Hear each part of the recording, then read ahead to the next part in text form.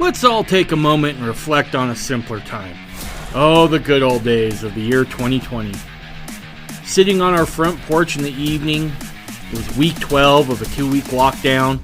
The evenings were warm as we basked in the light of fires that were set during mostly peaceful protests by Antifa and BLM. Oh, the good old days. Anyway, that was a really rough time for a lot of people. I know it was for me. I had to work at home. I mowed my lawn 6 times a week just so I could do something. All I did was work and seemed to eat Hostess snacks in an unhealthy amount constantly. Then I was fed a constant stream of fear porn by the mainstream media. Oh, those were the good old days, weren't they? It was during those days that the idea of a podcast first entered my head. So I interviewed a woman named Carolynn. She was someone I followed on a Facebook group about preparedness for a lot of years, and she is a rock star when it comes to food storage. After I listened to the audio, I decided not to publish it, mainly because I hated the sound of my own voice. So I would just pass that audio along to my family and a few close friends, thinking that it might help them get better prepared. I almost deleted that audio several times, but in the end I always held on to it, and I think now I know why. We are in the midst of some extreme inflation, and my guess is it's going to get worse before it gets better. So food storage might actually be more important now than during the pandemic. If we can build that food storage up now, it'll save us money in the long run. That interview with Carolynn is next on this edition of the Mormon Renegade Podcast.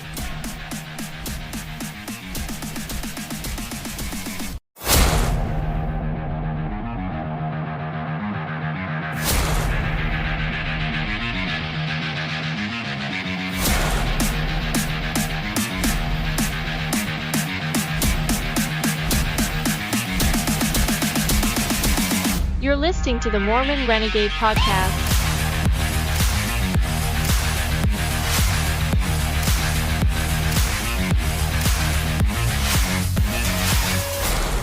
Welcome back to the Mormon Renegade Podcast. As always, you can get a hold of me either by email at mormonrenegade@gmail.com. You can also get a hold of me on Instagram and Twitter and Getter under the handle Mormon Renegade. Also, we have a website up, and that's mormonrenegade.com, so go check that out. So before I get to the audio of the conversation I had with Carolynn about food storage, I want to get something out of the way real quick. At the time this interview was done, I was still a member of the LDS Church. Now, I always had fundamentalist beliefs, but I kept those pretty close to the vest. So in no way should Carolynn talking to me back in 2020 suggest that she endorses my views on religion or any of my beliefs or the church which I now attend. With that, here's Carolynn. Carolynn, can you tell us just a little bit about yourself? Just get a feeling for, who you are, and then how did you get involved to the extent that you have with food storage and prepping? I graduated from college as a, I guess my degree was in home ec education with an emphasis in foods and nutrition. And so in college, I joined the Church of Jesus Christ of Latter-day Saints and discovered that they counseled people to have food storage. And with my background in foods and nutrition, I just became excited about that idea. And I grew up in a family with a grandfather who grew a garden and who canned, and my mom didn't do any of those things, but I just got excited about it again. And as I just researched and lived that kind of lifestyle, more and more people started asking me how to do things and what to do. And so I started researching and just expanded into all areas of emergency preparedness. So I've been doing it for about 30 years. So I've interviewed a lot of people.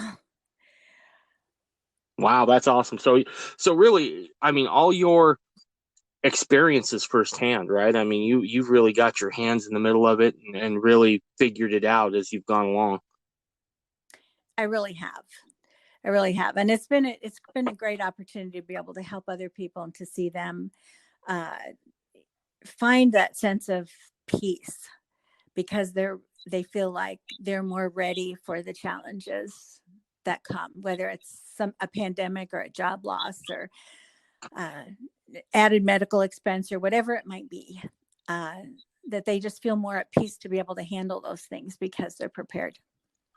I think you bring up a really good point with that thing of being at peace. I remember there was a time, and it's not like we don't have food storage now, but there was a time when we were really stocked up, right? And we were okay through the pandemic and everything. We weren't scrambling. But I remember I was sitting on the steps of the cellar, and I was just looking at all the food that we had amassed, and all, not just the food, but other things. And you're right, it does bring a sense of peace, right? It's like you don't have to worry about can you eat in a horrible situation. Carolyn, if I might ask, was there anything with the pandemic that you saw that really surprised you as far as society's response to that? There are a lot of things. It surprised me how quickly toilet paper disappeared. I really didn't know that people would be of that mindset right away to think, oh, what am I going to need? And that would be the first thing that they would think of. I have long counseled people to store far more toilet paper than they think they're going to need, because it's a great thing to trade. And it's a good way to be able to help people. It doesn't go bad. You can store it in the attic or in the garage. So I've always told people to store a lot of it. So, but I was surprised how quickly people kind of gravitated to that. Oh, I need toilet paper. I was also surprised how much water people stored. They were going out and buying, just flats of water everywhere, which I thought, that's crazy. There's not going to be anything wrong with our water during a pandemic. I would have spent my money on other things, not water, because in most cases our water supply was just fine. But so anyway, it just kind of surprised me. It has surprised me how long store shelves have stayed empty. There are still things in my stores that we can't get, or things that are in short supply. Like one of the things here that is in short supply is cake mix. Crazy, I know, but I think people just felt like, hey, we still have birthday parties and we still have this and that, and, and we can't, go out and celebrate. So we need to bake our own cakes. So that has surprised me. So yeah, it's kind of, there have been some things that have been a little surprising to me. My wife does canning, and she is saying right now that she is finding that there's a shortage of jars and lids, that our local grocery store said that they just don't have it, and they don't think they're going to have it till November. Right. That's one of the things I always tell people is, make sure you have a stash of lids. And I always encourage people to learn to can. You need to learn to can, even if you don't want to do it all the time, every year, that kind of thing. Learn to do it. So in a crisis like this, when a neighbor's got fruit or vegetables that they can share with you, that you have the ability to be able to preserve it. Right. All right. Well, I'm going to start us off here with just a real quick question. And it's something that I wasn't raised LDS. So the whole idea of food storage was kind of foreign to me. My wife was a little more familiar with it. But I remember when she said, hey, we need to start getting food storage built up. It was kind of intimidating, right? I was like, well, I don't even know where to start. I mean, if you're looking for me for advice, good luck. For someone that was like me coming into it, right? You don't have a background in it. Your whole life, if you needed something, the stores had it. So it's something that hasn't entered your mind. What advice would you give to someone who's just starting out? Because it can seem like a little intimidating. Yes, it can seem very intimidating. The first thing I would say is don't go on the internet, find a list for $10, you can prepare, $10 a week. You can prepare. This is what you should buy. That would be my first thing. Don't follow those lists. Just please don't do it. You mean everything yeah. on the internet isn't true, Carolyn? I know. Can you believe it?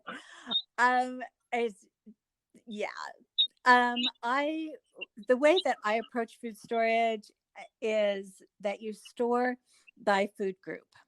So if you are like in a situation like this where there's a pandemic, you can't go to the store for weeks at a time.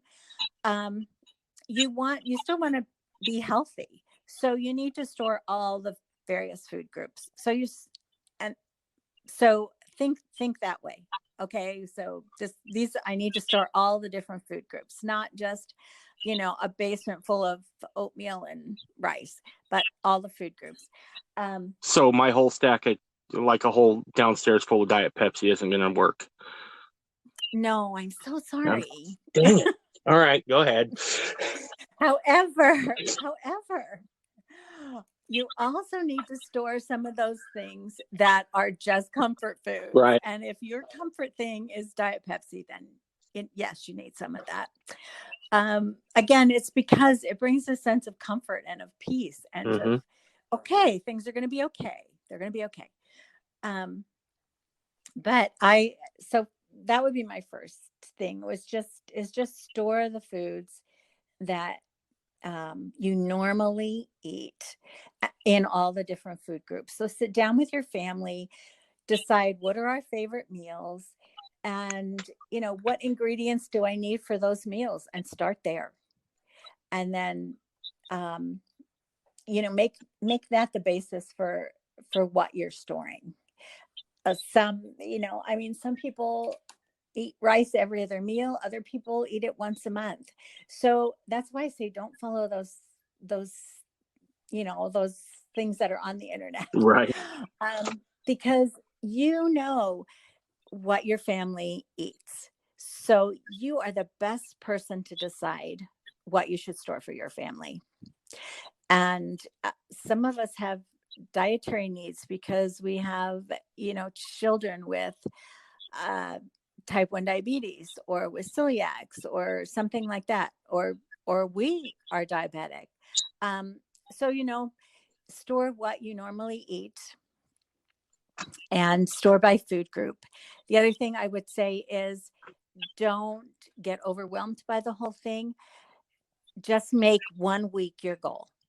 Store 1 week's worth of food so that you have breakfast, lunch, and dinner for 1 week, and some fun things, some snacky things, some of those comfort foods for 1 week, and then move on from there to 2 weeks and finally to 3 months.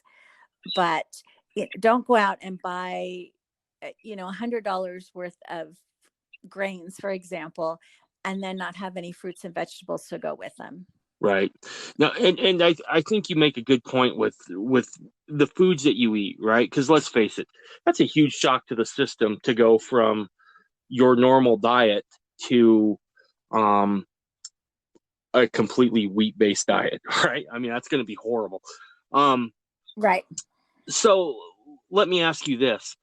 You said start with a week's worth, right? Just to get yourself started, right? So, I mean, theoretically, I think most people could get an extra week's worth of food in a month easily, right? Right. So you could say within a month, you at least have a week and then just build from there. What would you recommend? How much food storage should a person be having? In the old days, I heard it was like up to a year's worth of food. Then I've heard some other things later on. What do you recommend? I recommend starting with a 3-month supply of the foods that you normally eat, and then a cushion of some kind. And, whether that's 6 months or a year, that's kind of up to you. And the situation, the circumstances you're in. A lot of people don't have room to store a whole year's worth of food. And other people, are at the stage of life that I guess you and I are at, where, we have married children, where they might come home. So we might want to store, a 3-month supply for those still living at home, and then add a little bit more in case our married kids have to come home. Let's not say might. My kids definitely came home through COVID. It's a good thing I had a big house, because they're all, not all of them, but the majority are back at home. And I find myself saying, I love you, but I can't miss you if you don't leave again. So, well, and some of us live in communities where, or our church situation, where we have people who are single moms who can't afford to store, or who, where we have elderly couples who can't afford to store. So, we may want to, think about, who would we be helping, and who can't prepare on their own. I know that's a big controversy. Well, I don't want to help people who could have prepared and they just haven't. And so that's a whole different discussion. But there are people that, that you might feel responsible for because they can't do it on their own. They just don't have the financial resources or the room or the knowledge to do it on their own. I don't think I could ever turn anybody away, especially with kids, right? I just don't think I have it in me. Yeah, having said that, there's a difference between someone asking and someone wanting to just take, right? I mean, so I can see that, but boy, I don't know. I think I'd be more inclined to help who I could. Right. So you might want a little bit, the 3-month supply of the things that you normally eat, and then a little extras of things that you could share. Right. Which might be more of the grains and beans and, those kinds of things that store for a long time. Sure. You talked a little bit about circumstances, and this is something that just popped into my mind. Here in Utah, we're seeing, and I don't know what it's like in California, and God bless you for living in California right now. You must be going through a bunch of stuff. I think pretty much the whole state's on fire at this point, isn't it? I think so. Wow. It's very smoky, and there's ash raining down as we speak. How are you guys faring? We're doing fine. We're not in any danger. Good. From the fire, just from the smoke and ash. So okay, good. Anyway, back to various circumstances. I don't know what it's like in California, but in Utah, there seems to be a large push with millennials, especially, wanting to live in condos or just live in apartments. What can people who live in tight quarters like that do to store food? What ways can they store? Because the logistics seem a little rough. You know what I mean? Yeah, they are. I think you've seen the Facebook page that I have. It's facebook.com/totallyready. And on that page for the last 6 weeks or so, we have been posting once a week alternatives to where you can store food. And, we all know about the, raise your bed and store food under your bed kind of things. But there's lots of things that you can do, especially if you own a place where you can add shelving, or there's lots of ways to store food. Okay. Yeah. Anyway, look that up. All right. And we're going to get all that information from you again before you leave. And then I'm going to post a couple links, if you don't mind, to your pages and whatnot after we're done here, so that people can just go and find it. Now, do you do any consulting at all, Carolyn? So like if someone wanted to reach out to you, do you do any of that? I do. Okay, perfect. And we're going to make sure we get all that information so we can put it on the page when we do that. So what would you recommend to a family who, a normal family? How much of their monthly budget would you recommend they put towards stocking up on food? Well, I've never recommended a percentage of a monthly budget. So I'm not exactly sure how to answer that question, except that there are lots and lots of ways to store food on a budget. I recommend, like, okay, for example, the dollar store. If you have a dollar store near you, Hmm. they often have great deals on lots of emergency prep items and also food. I would I would recommend that you just buy one of anything that you're going to buy at a discount grocer or at the dollar store, anything like that. Just buy one, take it home, try it. If it's good, great. Go buy Okay. a bunch. Um, but there are ways, and there's some simple things you can do on a budget. Because people tell me all the time, I don't have the money to do this. And my feeling is, I spoke with someone who was a uh, returned missionary from South America, and they said that what the sisters down there did was, they just, every time they prepared a meal, they would take a handful of rice and put it in a bottle. And that was their food storage, just a handful of rice a day or a handful of beans a day. Hmm. And that was their food storage. And so they just built it very, very, very slowly, but within their means. And so there are other things you can do. Like, what things can you eliminate? Right now, during the pandemic, there have been a lot of things that we have discovered we could eliminate. We don't have to go out to eat in order to have, a fun with or Hmm. an interaction with friends. We can Zoom with friends, or we can social distance a game night, or social distance a movie night. Our neighbors had a drive-in movie night. Everyone came in their cars and they showed a movie on their garage door.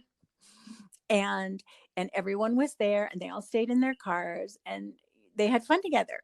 um so there are things that we've discovered. We don't really have to go to the grocery store every other day. We can go every 2 or 3 weeks.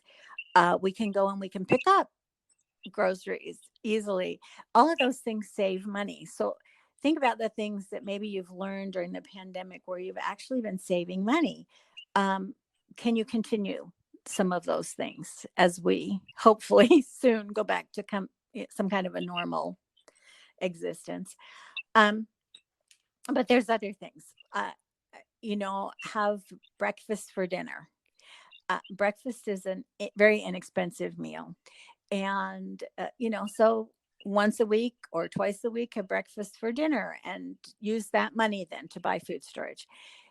So there's lots of things you can do. And on my website, which is totallyready.com, there's actually an article that is posted there that you can download. And it's got, I don't know how many, a bunch of suggestions for ways to save money and to buy food storage on a budget. That's awesome. Just as on a little bit of a side note on that, I think if there's one thing also, I think this pandemic has taught us a couple things.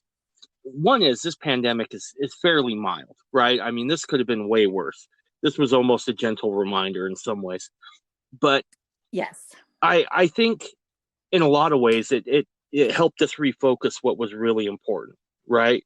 All of a sudden, all the frivolities that we had when life was going as we thought as normal, those things really don't matter, right? I mean, and I've heard it over and over again that in some ways this was a blessing to maybe help refocus a little bit. So that was just a side note, but anyway, that those are all great ideas. So let's talk about this. You said don't go on the internet and look for lists. Now, is there like a planning sheet that you recommend that's good, that helps you keep track of everything? Because I would imagine that something like food storage could kind of get out of hand and be a little bit discombobulated, if you will, if you don't keep track of it. Like, all of a sudden you find yourself with 60 barrels of wheat and absolutely nothing else, or you know what I mean? Right.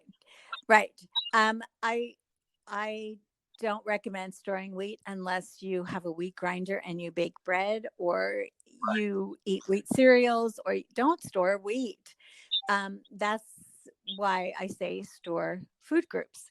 So yes, you need grains, but if you don't eat wheat, don't store wheat. Don't waste your money on wheat. Store rice and store quinoa, store, flour. If you bake bread, but you don't have a wheat grinder, store the flour. Store oatmeal, store grains for sure, but don't store things you're not going to eat. And I just forget where I was going with that. I was at no, that you're just fine. I was talking about some sort of like a planning sheet, right? Oh, a planning sheet. Thank you for reminding me. Okay. Something where you can look at it and just say, okay, I'm good on this, but I need more of this. Do you know what I mean? Something that just helps you stay focused on what you got and how much you need and what you're lacking in. Okay. On my website, there isn't actually an ebook, and that ebook does have a calculator in it where you can enter the number of children, the number of adults, and it will tell you exactly what you need to store, how many pounds of this or cans of that, in order to have a 3-month supply. You can also change it so that it will tell you how much you need for a 2-week supply, if that's your goal. And then also on our Facebook page, now you'll have to do a little searching. There's also an ebook on what I'm going to tell you, but if you just want to search yourself, in 2014 or 15, we did a whole year of every week you store something, and by the end of the year you have a 3-month supply. So you can scroll back through things and you can look at that. Right now, what we're doing on the Facebook page is we've gotten away from it the last couple of weeks because of these fires, because we've been really focused on trying to help people through the fires. But every week we have posted, this week store grains, this week store fruits and vegetables, etc. And so I can help you that way. Other than that, I would say, you need to do whatever you're comfortable with. If you're comfortable with creating a spreadsheet, then create a spreadsheet. And I would do it by food groups. This is how many grains, this is how many, if you want to break it down further, this is how much rice, this is how much oatmeal. That's great. But you don't necessarily have to do that unless it just makes you feel more comfortable about where you're at. I would also say that, find out from your family. Well, you probably have a good idea, but you can ask the kids because they like to voice their opinions. Right. I know. Do you really like pears or do you really like applesauce better? And so, if they really like applesauce better, you store a majority of applesauce and just a few pears and 1 or 2 pineapples, that kind of thing. So, use a spreadsheet if you're comfortable with the spreadsheet and the computer. If not, just get out the good old paper and pencil and start making, lists of in different categories of, this is what we've got stored, and then just make hash marks. You buy 2 cans of pears and you go in and you make 2 hash marks, and you buy 5 more cans and then you make more hash marks, and you'll know where you're at. Every time you come home from the store, just, do that. Keep it simple, whatever it is you're comfortable with, that you'll maintain. Okay. Because that's the big thing. Yep. Will you keep it up? Yep. No, that makes sense. Let me ask you why we're kind of on this, the technical stuff here. How do you keep up on the rotation of your food storage, right? Because even canned goods at some point are going to go bad, right? So how do you make sure you're rotating through that stock? What I do when I come home is I mark in just a permanent marker on the top of the can the date I bought it, not the date that it expires. Because unless you're buying something at a really discounted grocery store somewhere and things are going to expire in 6 months, that's different. But just if you're buying things at the grocery store, they rotate through them so fast that you don't have to pay attention to expiration dates. So I mark mine with the date I buy it. And then I have a system. So all the new stuff is on the in the right, and the old, wait a minute, the old stuff is on the right hand side in my cupboard, and the the new stuff as I buy it is on the left hand side in my cupboard. And so I can look at a can, and like I have, like small cans of, like the small size cans of tomato sauce and stuff like that. They're just all in a basket, so I can pull them in and out of the shelf more easily. But they're dated on the top, so I can look through them. Same with tuna fish. I have them dated on the top. So they're little cans in a bag, pull it out, and I can find the oldest one pretty quickly. So again, whatever works for you, but you need to be aware that expiration dates are not truly expiration dates.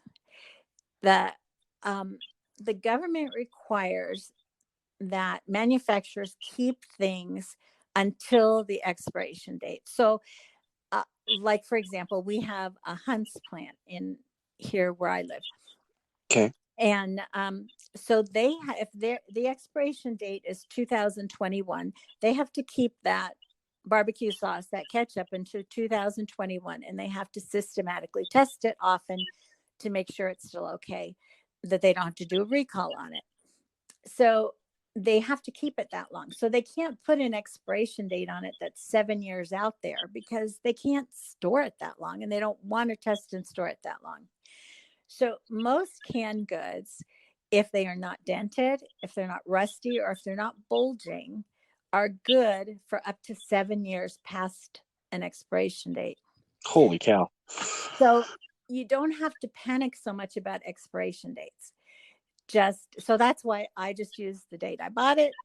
And for me, that's easier than looking at those tiny little expiration dates on things. Sure. And then I just make sure that I buy things I'm really going to use. Right. If there are some specialty things that I only use at Christmas time, then, I don't have 20 of those. I have 2. Right. And I replace them at Christmas time when I use them, like pumpkin. I don't use pumpkin except at Christmas time when I make pumpkin bread or pumpkin pie.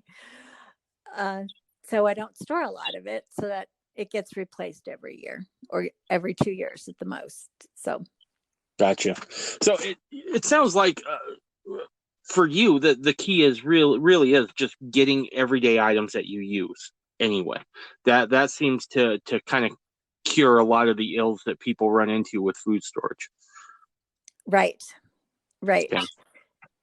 And like when we started talking, I said, sit your family down and decide on things you love. That doesn't mean you need to only eat those recipes, but as like the ingredients, like in a chicken and rice casserole, there's rice and there's cream of chicken soup and there's chicken and a veggie, usually something like that.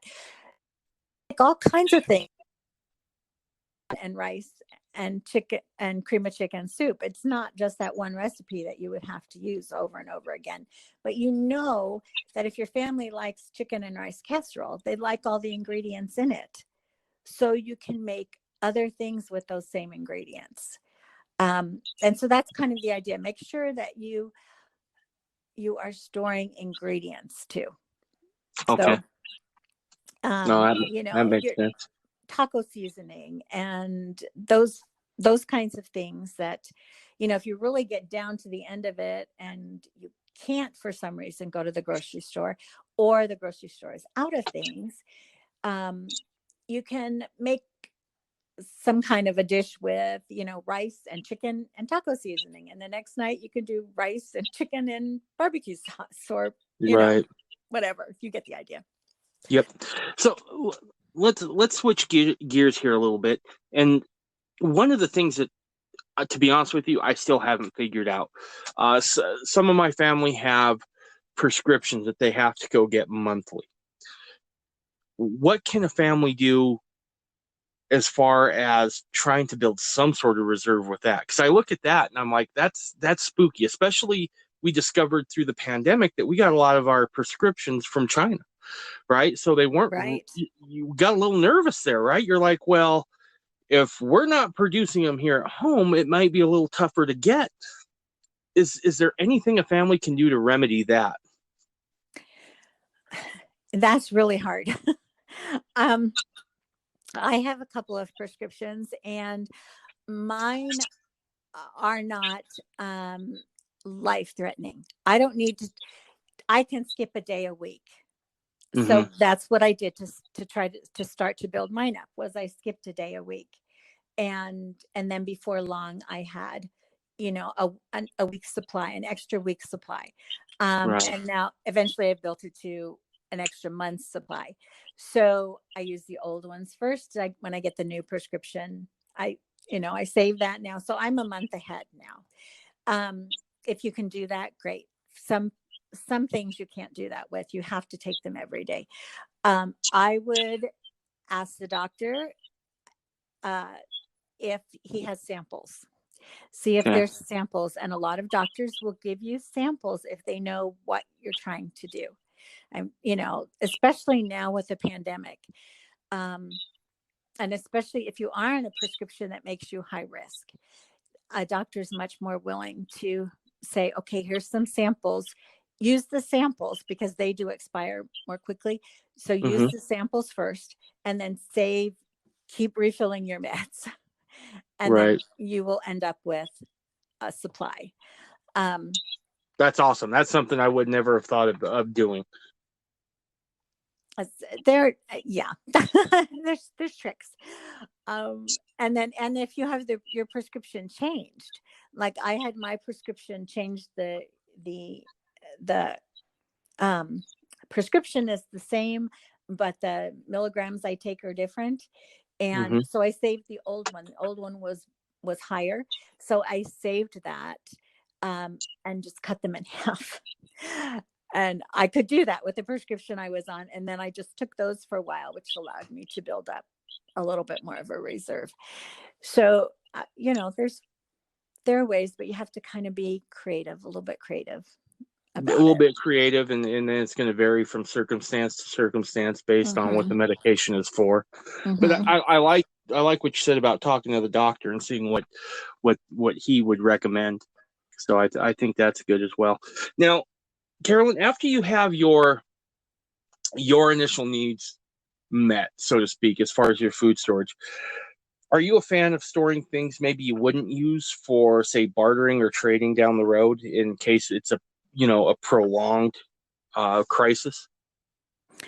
I mentioned toilet paper. That's my favorite.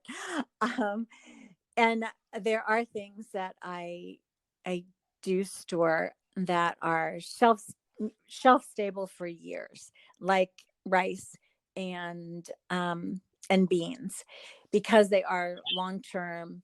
We don't use a lot of those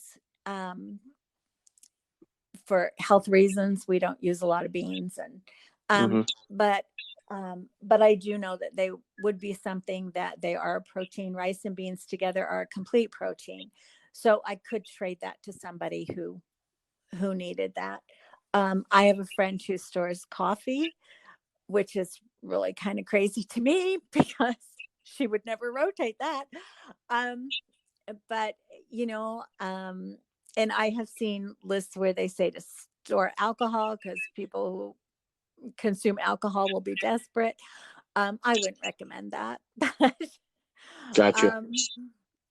But I would recommend storing things that are shelf stable so that they could be stored for years and years and years, like laundry detergent, and toothpaste, things that you wouldn't necessarily want to be without, but you can store for a long, long time. So you can rotate through it. Right. But this may be off the topic, and maybe you have or haven't, gotten into this portion of it. And I know, and if it's a silly question, you can just be like, hey, we're going to pass that. But what about like clothing, right? That's one of the things I've often thought about is, I years ago, I shouldn't say years ago, until about a year ago, I always worked out outside, so I always had clothes that I just bought that were expensive that lasted a long time. They were durable. What do you do? Have you thought about, if you got young kids at home and they grow, they could outgrow those shoes or that sort of thing? Have you kind of thought about any of that? Yes.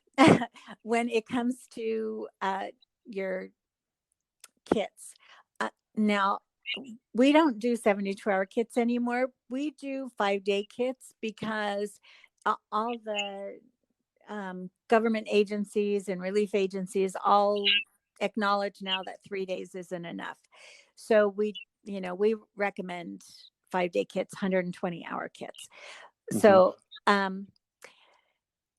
I recommend that in those kits, you put clothing that's larger sizes for children, because like, how often do we rotate through that stuff? We forget about it. So, Right. Put clothing in there that's at least a size bigger than what your children wear now. Do the same with diapers. Put in at least a size bigger than your children wear now. Then when your children grow into that, you take those out, you let them use them, and you replenish those with clothing that's a size bigger. Diapers that are a size bigger, if you end up having to use them, you can, use your safety pins or use the duct tape that you have to make them fit. But that's what I recommend, is always do something a size bigger in your kits. And so then you'll have at least 5 days worth of underwear and 2 or 3 shirts, a pair of pants that are big enough in an emergency for your children to wear. If, like in the pandemic, we're home, they just wear their pajamas. Right. But and in a lot of circumstances like the pandemic, we can order stuff online and have it delivered. But in an emergency where you're going to be evacuated to an evacuation site, it's much better for your kids to be wearing something that's a little too big and you just have to safety pin it to make it fit, than to have something that's too small.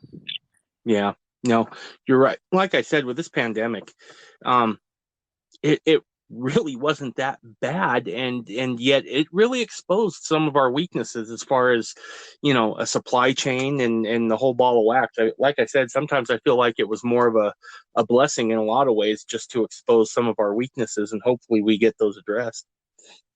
Yeah, I hope so.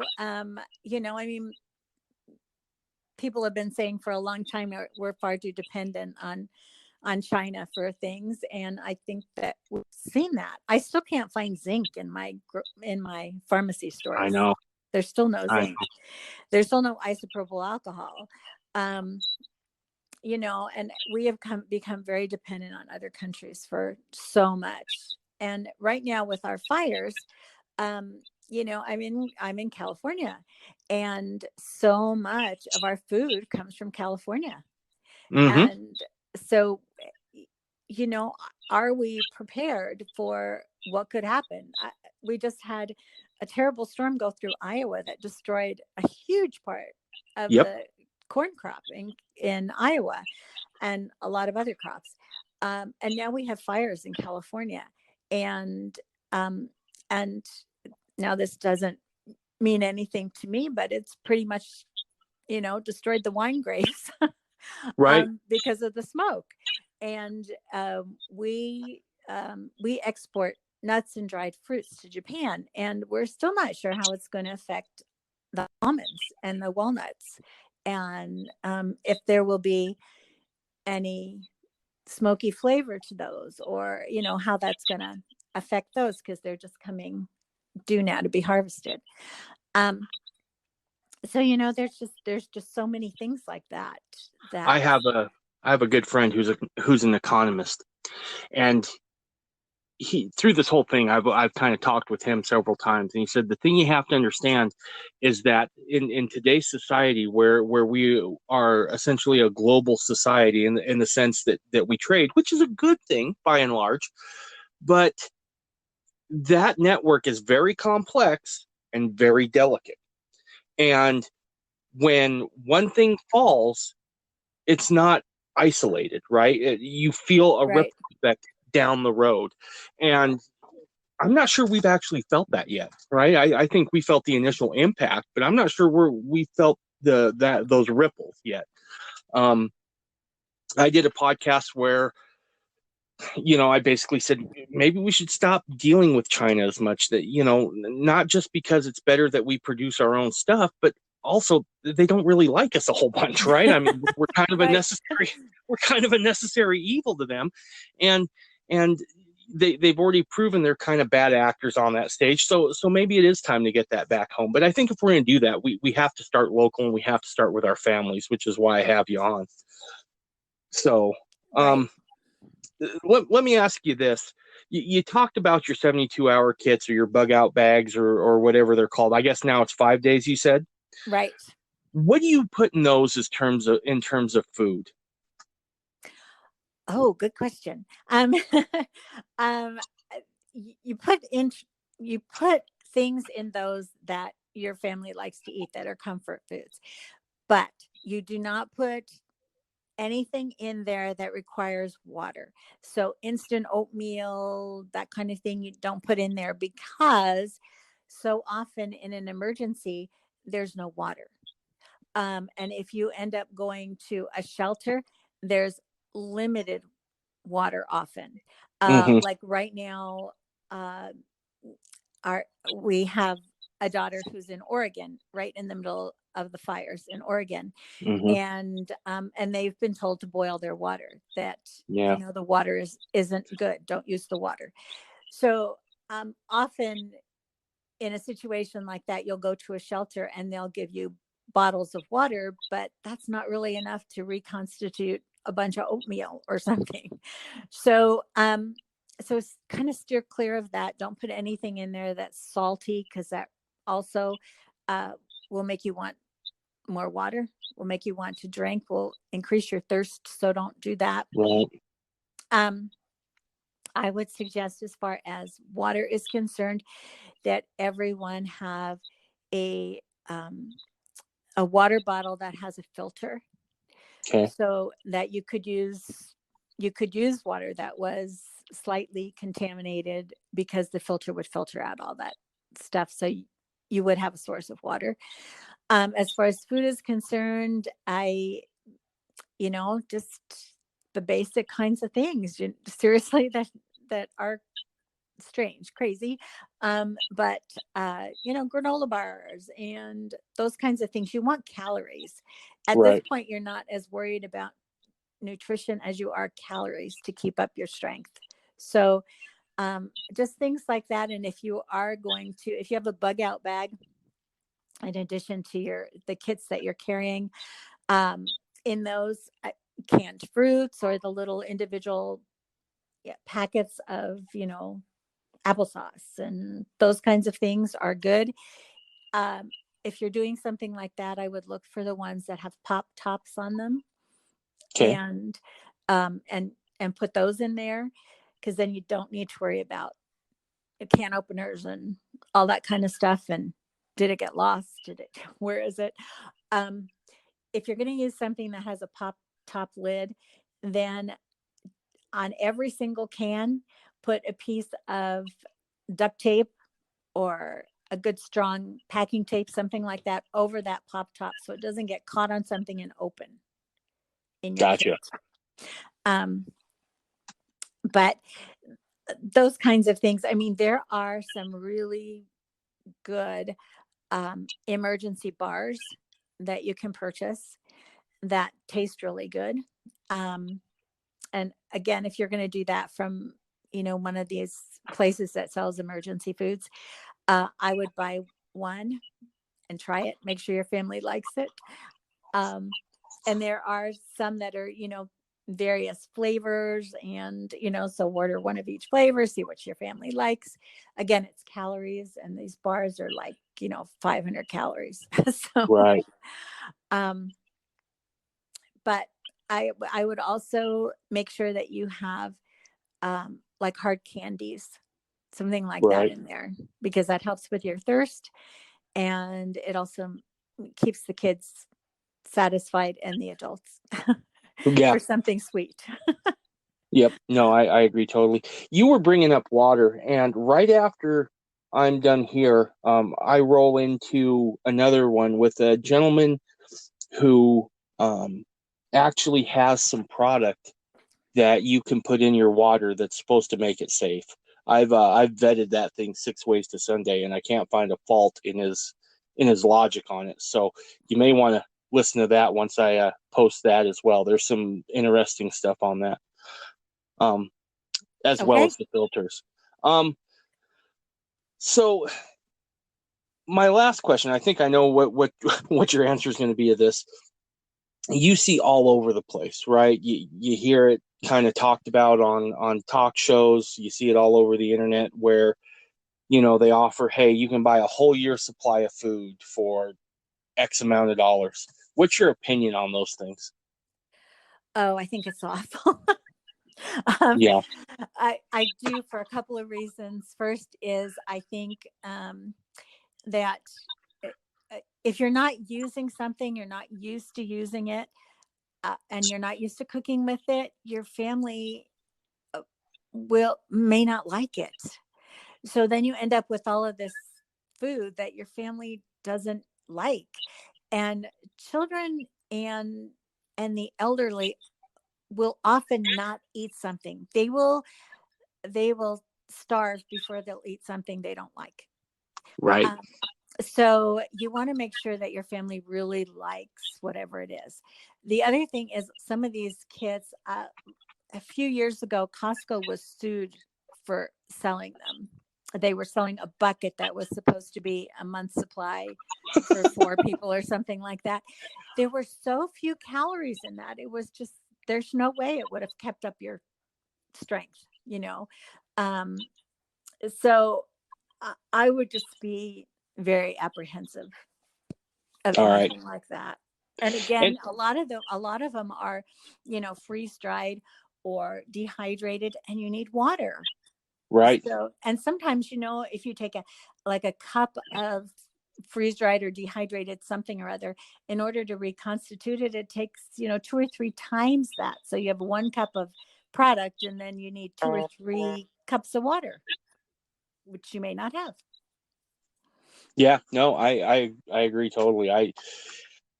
Well, and furthermore, like you were saying, they taste horrible, horrible. Yeah. Like I was a hunter for quite a few years, and we take MREs with us, and I'm like, oh man, no wonder military guys are always in shape. They just don't eat. I mean, holy cow! So yeah, no, they're not the greatest tasting thing in the world. So we're almost done here. Carolyn, is there anything that we didn't talk about that you feel is super important that I just completely missed? I don't think so. I'm not going to take up any more of your day. You stay safe out there, all right? Okay, thank you so much. So that was the interview I had with Carolyn back in 2020. And first, I just want to tell you, I took a lot of what she said and I implemented it into my own food storage plan. And let me tell you, I can guarantee you 100% this stuff works. If it works for a guy like me who, let's face it, I'm not the sharpest tool in the shed, I know it's going to work for you guys. I've seen it over and over again. So take some of that stuff and use it, because I think inflation's only going to get worse. As I said, I'm not a prophet, so I'm not prophesying here. I just have a feeling with war overseas, us printing way more money, more variants on the horizon, I think we're only going to see inflation get worse. Next, I need to take this moment to tell you, the listeners, I can't appreciate you enough. The reception to this podcast has been beyond my wildest dreams. You guys are awesome.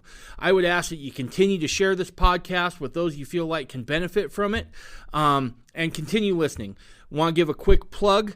We're going to go ahead and have some more audio up on some more deep doctrine that we're going to get into, and that's going to be up no later than Friday. So stick around for that. Until next time, may God be with you.